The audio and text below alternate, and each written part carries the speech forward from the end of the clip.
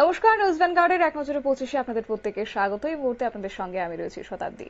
বিশ্বের বৃহত্তম চতুর্থ অর্থনৈতিক দেশ হিসেবে উঠে এসেছে ভারত এবং এই দাবি করেছেন নীতি আয়োগের সিইও বিভিআর সুব্রমণিয়াম। তার দাবি, ভারতের অর্থনীতি বর্তমান মোট মূল্য হচ্ছে 4 ট্রিলিয়ন মার্কিন ডলারের উপর। জাপানকে টপকে বিশ্ব অর্থনীতিতে চতুর্থ স্থানে উঠে এসেছে ভারত।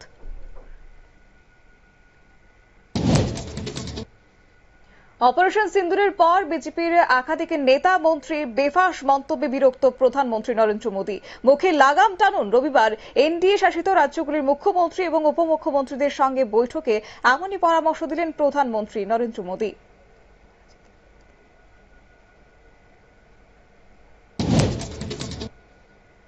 করাচিতে সেনাবাহিনীর কনভয়ে বিস্ফোরণ ঘটানো হয়েছে। করাচি কোয়েটা হাইওয়েতে বিস্ফোরণের জেরে উড়ে গেছে 3টি গাড়ি। ঘটনায় মৃত্যু হয়েছে অন্তত 32 জন পাক সেনা জওয়ানের।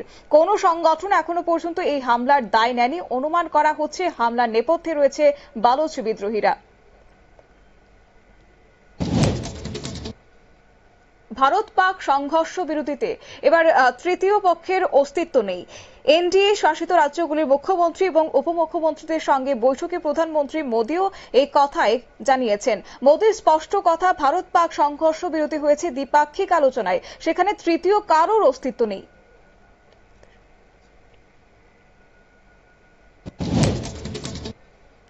Uttar Pradesh road safety and awareness সেলের নতুন বিশ্লেষণ অনুযায়ী চলতি বছরের জানুয়ারি থেকে 20 মে পর্যন্ত উত্তরপ্রদেশে 13,000-এর বেশি পথ দুর্ঘটনা ঘটেছে। প্রাণ হারিয়েছে প্রায় 7,700 জন।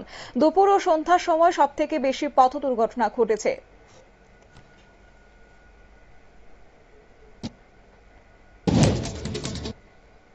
নীতি আয়োগের বৈঠকে প্রধানমন্ত্রী নরেন্দ্র মোদীর কাছে এবার আপেল আমদানিতে নিষেধাজ্ঞা জারির আর্জি জানিয়েছে হিমাচল প্রদেশের মুখ্যমন্ত্রী সুখবিন্দর সিং সুখু।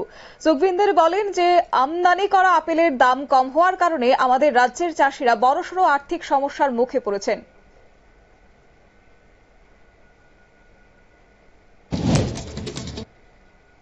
অপারেশন সিন্দুরের পর প্রথম মন কি বাত অনুষ্ঠান প্রধানমন্ত্রীর। ভারতের জঙ্গি দমন অভিযানের সাফল্য নিয়ে কথা বললেন প্রধানমন্ত্রী। মোদী বলেন, সেনার বীরত্ব তো বটেই, অপারেশন সিন্দুর একই সঙ্গে মেড ইন ইন্ডিয়ার শক্তির পরিচায়ক। আমেরিকার কাছে বিক্রি করে দেওয়া হয়েছে। বাংলাদেশকে বিচ্ছিন্নতাবাদীদের সাহায্যে দেশ চালাচ্ছে ইউনূস। সামাজিক মাধ্যমে পোস্ট করে তত্ত্বাবধায়ক সরকারের প্রধান মোহাম্মদ ইউনূসের বিরুদ্ধে এই বিস্ফোরক অভিযোগ করলেন প্রাক্তন প্রধানমন্ত্রী শেখ হাসিনা। পরমাণু অস্ত্র ভান্ডারকে আরো আধুনিক করছে, এমনটাই দাবি করছে আমেরিকা। সামরিক গোয়েন্দা সংস্থা ডিআইএ রিপোর্টে বলা হয়েছে, পাকিস্তান নিজেদের পারমাণবিক সামগ্রী এবং পারমাণবিক কমান্ডের নিরাপত্তার দিকেও নজর দিয়েছে। পাকিস্তান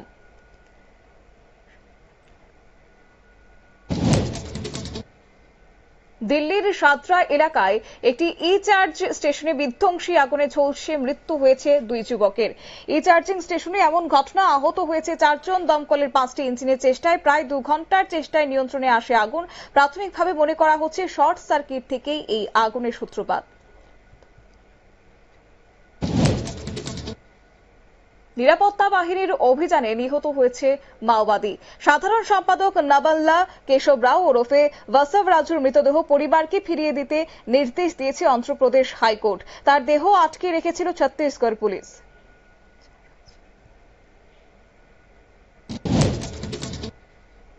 চার রাজ্যে 5টি বিধানসভা কেন্দ্রের উপনির্বাচন জুন মাসে দিনক্ষণ ঘোষণা করল নির্বাচন কমিশন। উপনির্বাচন হচ্ছে পশ্চিমবঙ্গের একটি, গুজরাতের 2টি কেন্দ্রে, কেরল এবং পাঞ্জাবের একটি কেন্দ্রে।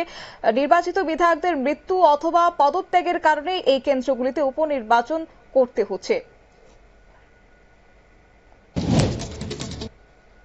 রবিবার ভোর পর্যন্ত লাগাতার বর্ষণের জেরে বিপর্যস্ত হয়ে পড়েছে দিল্লি। জলে ডুবে রাস্তায় আটকে পড়েছে গাড়ি, উল্টে গিয়েছে গাছ এবং ঘন্টায় 80 কিলোমিটার বেগে গতির ঝড়ে 200-এর বেশি বিমান ওঠানামায় সমস্যা তৈরি হয়েছে। ঘুরিয়ে দেওয়া হয়েছে 49টি বিমানের যাত্রাপথ। ভারতের সিন্ধু জলবন্ধন চুক্তি এবার স্থগিতের সিদ্ধান্তের বিরুদ্ধে রাষ্ট্রপুঞ্জে নালিশ ঠুকল পাকিস্তান। ভারতের এই সিদ্ধান্তের ফলে 24 কোটি পাকিস্তানের অস্তিত্বের সংকট হতে পারে। সংকট তৈরি হওয়ার আগে পদক্ষেপের আর্জিও জানিয়েছে পাকিস্তান।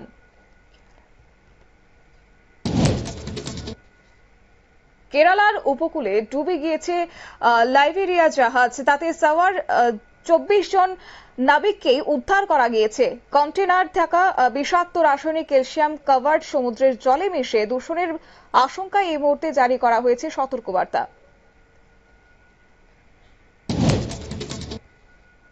দায়িত্বজ্ঞানহীন আচরণ এবং পারিবারিক মূল্যবোধ, এই উভয়ের জেরে এবার অভিযোগ তুলে তেজপ্রতাপ যাদবকে দল এবং পরিবার থেকে বহিষ্কার করলেন আরজেডি প্রধান লালু প্রসাদ যাদব। আগামী 6 বছর আরজেডির সঙ্গে তার কোনো সম্পর্ক থাকবে না বলেও জানিয়েছে লালু।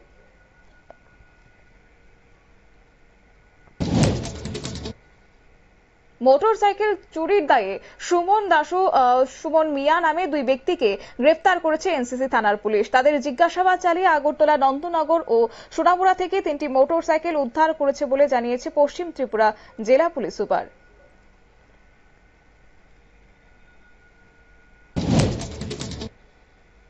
আগরতলায় বিশেষ অভিযান চালিয়ে পুলিশ 11 জন নেশাখোর যুবককে আটক করেছে এবং জানা গেছে এনসিসি থানার পুলিশ তাদেরকে আটক করেছে। ধৃতদের অনেকেই সম্ভ্রান্ত পরিবারের। প্রাথমিক জিজ্ঞাসাবাদের পর এদের পুনর্বাসন কেন্দ্রে পাঠানো হবে বলে জানিয়েছে পশ্চিম ত্রিপুরা জেলা পুলিশ সুপার কিরণ কুমার। ত্রিপুরা পুলিশের মহানির্দেশকের দায়িত্ব পাওয়ার পর অনুরাগ ধানকর রবিবার প্রথম ঊনকোটি জেলা সফরে এসে পুলিশ সুপার কার্যালয়ে বৈঠক করেন। তিনি পুলিশের কার্যের প্রশংসা করে জানান যে জনসাধারণ ও মিডিয়ার সঙ্গে সুসম্পর্ক বজায় রেখে আরও উন্নত পরিষেবা দেওয়া হবে।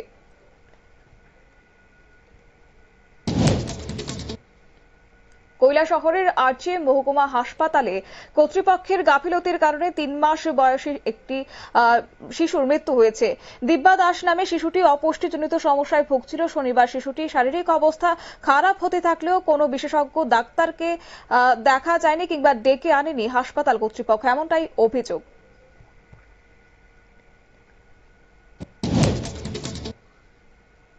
মোহনপুরের বোয়ালিয়া এলাকায় চিন্ময় মিশনের গড়ে তোলার রাজ্যের ক্ষেত্রে প্রথম শিক্ষা প্রতিষ্ঠানের জমি পরিদর্শন করেছেন মন্ত্রী রতনলাল নাথ। তিনি জানান এটি রেসিডেন্সিয়াল স্কুলে পড়ুয়ারা বিনামূল্যে বই, খাতা এবং পোশাক পাবে এবং ভবিষ্যতে এটি দ্বাদশ শ্রেণী পর্যন্ত সম্প্রসারিত হবে।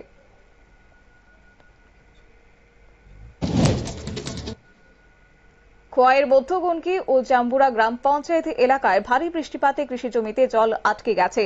জল নিষ্কাশনের ব্যবস্থা না থাকায় শতাধিক কৃষকেরা পাকা ধান জলে ডুবে নষ্ট হচ্ছে তাদের। কৃষকেরা ছড়া দ্রুত সংস্কারের দাবি জানিয়েছে পঞ্চায়েত কর্তৃপক্ষের কাছে, কিন্তু তারপরেও উদ্যোগ নেয়নি পঞ্চায়েত, এমনটাই অভিযোগ।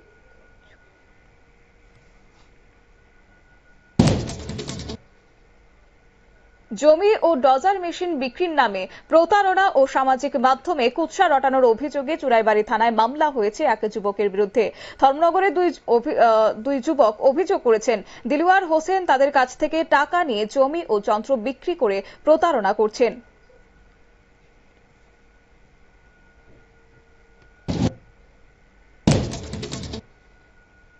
শিমনাছড়া চা বাগানের অঙ্গনওয়াড়ি কেন্দ্রে 1.5 বছর ধরে দিদিমণি নেই। হেল্পার গায়ত্রী গোস্বামী একাই সব দায়িত্ব পালন করছেন।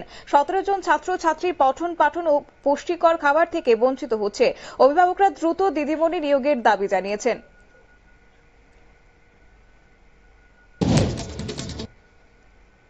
উদয়পুর ছন এলাকায় এক মাদক বিক্রেতা সহ 2 যুবককে আটক করেছে স্থানীয় এলাকাবাসীরা। তাদের কাছ থেকে ড্রাগস এবং গাঁজা পাওয়া গেছে। পরে স্থানীয় জনগণ মাদক বিক্রেতা ও গ্রাহক 2 যুবককে রাধাকিশোরপুর থানার পুলিশের হাতে তুলে দিয়েছে।